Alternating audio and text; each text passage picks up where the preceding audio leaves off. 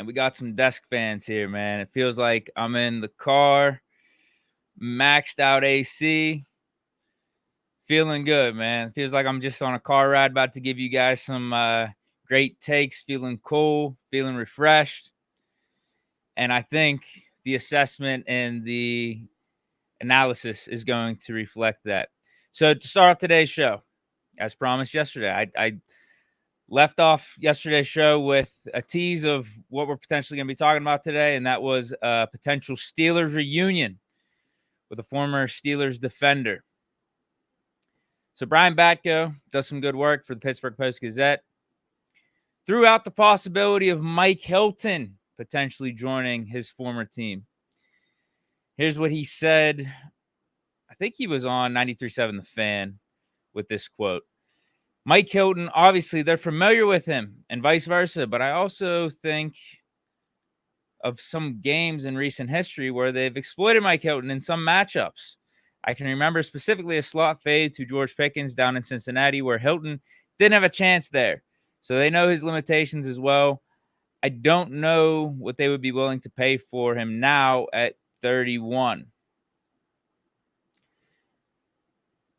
We've been talking about trading for Jalen Ramsey, add another piece on defense, add another piece in the secondary with Jalen Ramsey.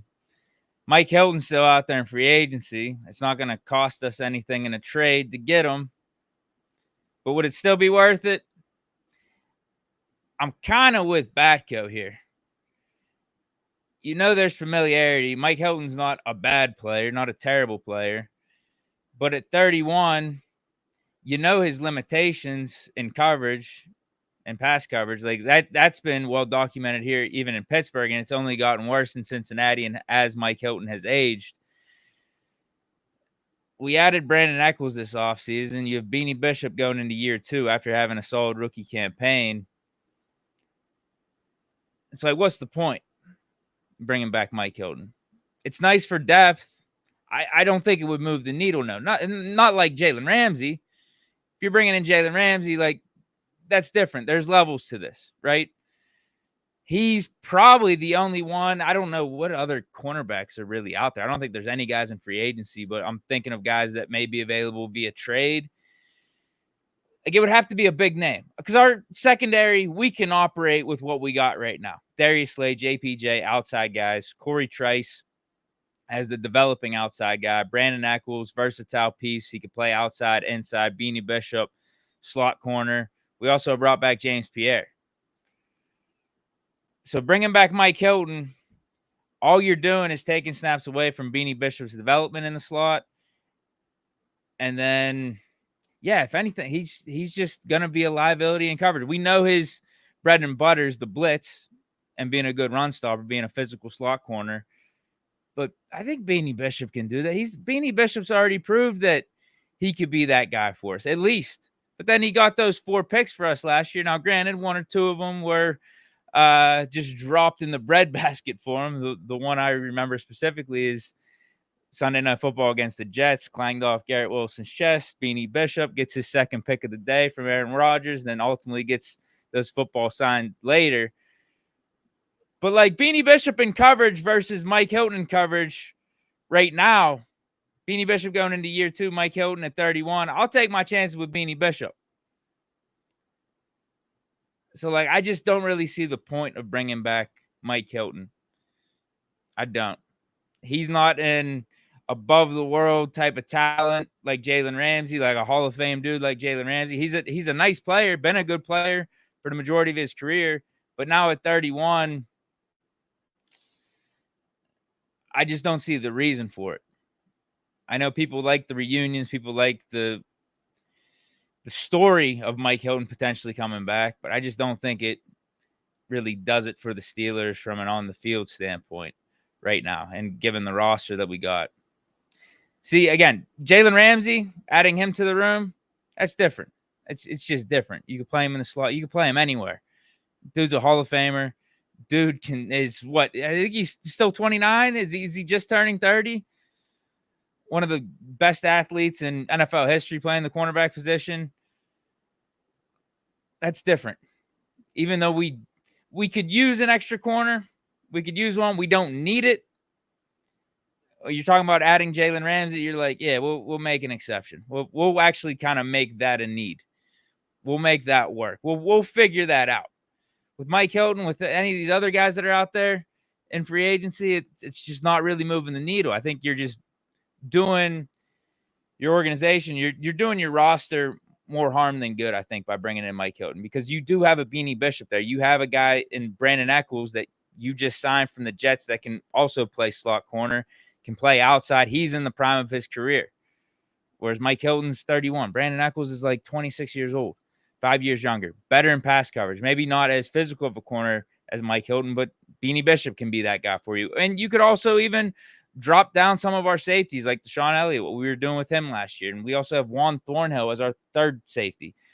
So I ain't really stressing about having a blitzing cornerback, having that niche on our roster, because we have Juan Thornhill, we have Deshaun Elliott, we already have Beanie Bishop.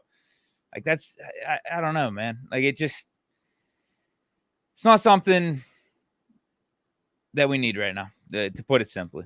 And I've said that multiple times up to this point. It's almost like on offense, we're talking about wanting to add a receiver. And if you want to talk about adding a piece on offense, specifically receiver, versus adding a piece on defense in the secondary, receivers more pressing of an issue. But like there's certain guys we shouldn't add, even though they have a name, even though they've been good in the league, even though they have a reputation, they got a resume. It still doesn't mean it should make sense or is the smart move to do right now. Maybe it would have been 3-4 years ago, but not right now. The name that I think of, also played in Cincinnati, is Tyler Boyd. Also has familiarity not with the Steelers, but with the city. Went to Pitt for college, is from here, from the Whippeal. Like if we added Tyler Boyd, cool story. He's got the name. But what's the point? What's the point right now? Adding Amari Cooper, adding a Keenan Allen, trading for an Ayuk, trading for a Terry McLaurin, that's different. There's levels to this. Those guys, you're going to find a way to get them on the field because they're going to help us out. Just like Jalen Ramsey on defense. Whereas like Tyler Boyd, is he even better than Roman Wilson or Calvin Austin right now? We already got a Robert Woods. Like if you want to talk about veteran guy past his prime, has a name, we have Robert Woods for that. So what is Tyler Boyd's role? Where does he fit in? Where does it make sense? You're just taking snaps away from guys that we're trying to develop in Roman Wilson and Calvin Austin. I just don't see the fit. I don't see the fit. You could make the case that it's low risk. You don't have to pay him the vet minimum, but sometimes it's not all about money. Sometimes the cost-benefit analysis, the trade-off, isn't just about money. You also have to consider the time and development. And we were talking about this whenever we discussed Steelers quarterback earlier this offseason. That's why I didn't want to bring back Russ. I feel like you're just wasting your time. At least with Fields, you can get an answer. You could see if he develops, he could be that franchise guy because the talent is so apparent. Russ, he's not reaching those elite quarterback levels again. He's just not, unfortunately. We got to see his demise at the end of last season. Got worse as the season went on. Became extremely limited. So it's like, what are you doing? Do you just want to bring him back to be safe? Because you know what you got in him. You know you could probably at least win 9 or 10 games. It's like, no, you're just wasting your time. Even if he wants to come back for the vet minimum. Bro, that's going to cost you from seeing what else is out there. Because you already know your answer with Russ. And I think you know your answer with Mike Hilton and Tyler Boyd. With Russ, you knew that your offense wasn't going to look to the degree that you would want it to. You weren't going to get elite quarterback play. So see what else is out there, whether it's bringing back Justin Fields, whether it's taking a swing on an Aaron Rodgers, or taking a swing and trying to trade for a Matt Stafford. Obviously, we know what our pick was, and now we're here. But I just don't really see the point in bringing in Mike Hilton. I'd rather see what Beanie Bishop got going into year 2. If you're talking about the one-to-one comparison, Beanie Bishop is the closest guy to Mike Hilton on the roster right now. And he's just coming off a rookie season with 4 picks. Let's see what Beanie's got year 2. Let's not take snaps away from him. All right. Another thing I wanted to talk about. This was fun. This was a fun one brought up by Brooke Pryor in a recent article she wrote. Has to do with Aaron Rodgers saying that 2025 is likely going to be his last season. So she was looking forward. Like, what does that mean for the Steelers in 2026 in their quarterback search? And where are they going to be trying to find their answer? And she has two thoughts on it. The first is the draft, and that's clear and obvious, right? And you see the names: Clemson's Cade Klubnik. Sorry, let me actually start off by reading the whole paragraph here. Not only do the Steelers have more than a year to continue their homework on a 2026 quarterback class that could include Clemson's Cade Klubnik, LSU's Garrett Musmeyer, Penn State's Drew Aller, and South Carolina's Norris Sellers. Wow, she doesn't bring up Arch Manning. But they're also well positioned to move up the draft board with a handful of compensatory picks from free agent departures. Those factors could lead to the team selecting its next franchise quarterback in front of a hometown crowd when Pittsburgh hosts the 2026 NFL draft in April. She says there's another route the Steelers could go. In the second paragraph. Read with me here. They could also go another route. Top-tier quarterbacks don't often hit free agency, and 2026 isn't an exception. Former first-round pick Daniel Jones, who signed a one-year deal in Indy, is the best available free agent of the 2026 class so far. Other quarterbacks, though, could become available in releases or trades. Anthony Richardson, Indy's other quarterback and 2023 first-round pick, is competing with Jones for the starting job. Whoever comes in second could be available. So like I said, I thought this was a fun take to react to.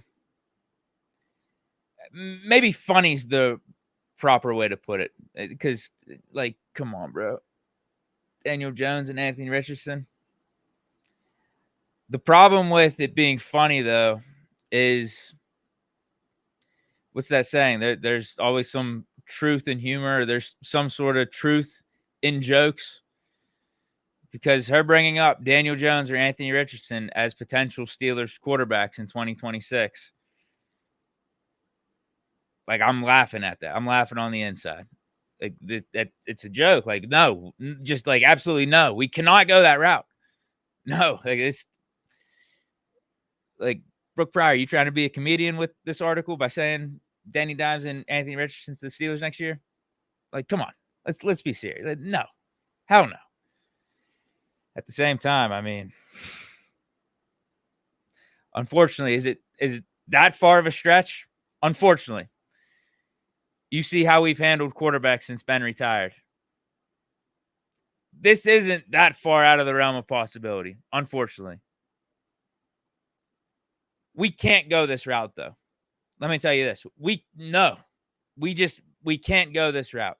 Let me tell you what the Steelers got to do with quarterback next year. These are the options. Well, see what Rodgers does. I know he said this is probably it. I'm pretty sure this is it. See what Rodgers does. If Rodgers balls out, we go on a playoff run. See how serious he is about retirement. If he's not serious about retirement or is open to playing another year, run it back with him. I'm fine with bringing Mason back on a cheap deal. Or no, he's actually under contract. He's under contract for 2 years. So Mason's already here, and then you got Will Howard. If Rodgers balls out, we could just run it back. And if we want to draft a quarterback in 2026, we can do that, but it's not like we have to. If Rodgers retires, we still got Howard. We still got Mason. You're going in the draft. That's it. We're not doing any of these one-year projects, trying to get someone else's first-round failure, the guy that was talented coming out in the draft years ago, but it couldn't work with their original team. We're done. We're done doing that. And we shouldn't be doing it with Danny Dimes or Anthony Richardson. Like, come on. At least when we tried with Justin Fields, it's like that dude led the league for one season in rushing yards for a quarterback. I mean, he set the NFL record.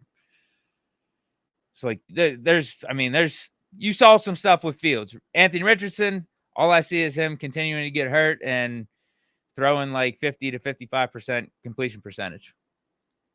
And Daniel Jones, like, come on, bro. Come on. Like, let me put it to you this way. If Daniel Jones or Anthony Richardson is available, there's a reason. Because those are the two quarterbacks that are competing for the Colts QB1 job for this season. Whoever's available between the two, obviously it didn't work. What was I just talking about? Like, wasting time. Like, no, come on, man. Come on. I would much rather, listen, if Rodgers retires, I would just rather run it with Mason and Will Howard next year than bring in a Daniel Jones or an Anthony Richardson. Just do a Will Howard, Mason Rudolph competition.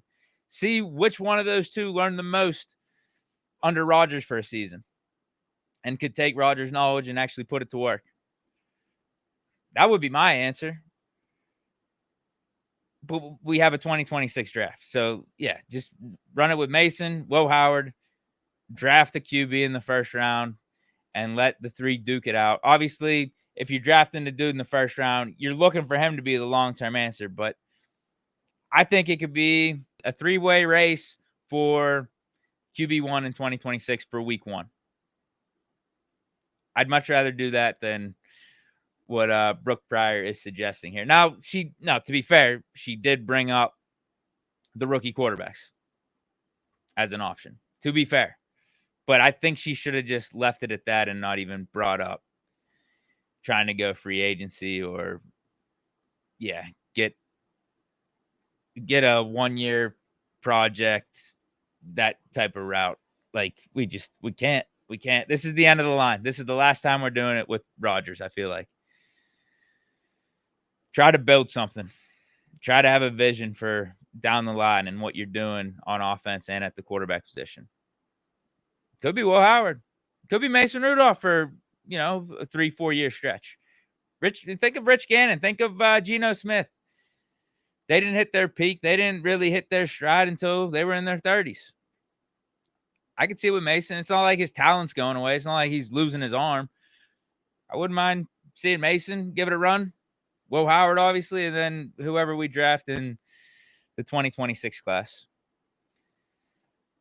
I think that's in terms of options, we talked about earlier this offseason, Steelers could go multiple routes here. There's about 2 or 3 options that I would deem acceptable, whether it was Fields, Stafford, Rodgers. I think this is the only acceptable route here. If Rodgers retires, this is the only acceptable route. If I'm looking at the Steelers and their decision-making in that quarterback room. If Rodgers retires, Will Howard, Mason Rudolph, and rookie quarterback. First-round rookie quarterback. That's it. Now, I guess you could say, who knows what happens between now and January, February. Like, who knows? Who knows who could become available? Who knows who could be available for trade and this and that. With the information we know right now, that's the only option. That's the only route for 2026. If Rodgers retires. Will Howard, Mason Rudolph, rookie quarterback. You guys tell me otherwise, though. Tell me I'm wrong. Tell me if I'm off. What do you guys think? Do you want to go with Danny Dimes, Anthony Richardson? Is there another quarterback? Is there going to be another free agent quarterback that's going to be out there that you want to roll with? Jameis Winston? Like, come on, bro. Come on. That's it for today's show, though.